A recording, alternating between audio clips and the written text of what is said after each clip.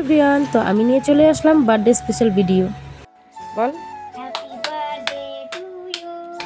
Happy birthday to you.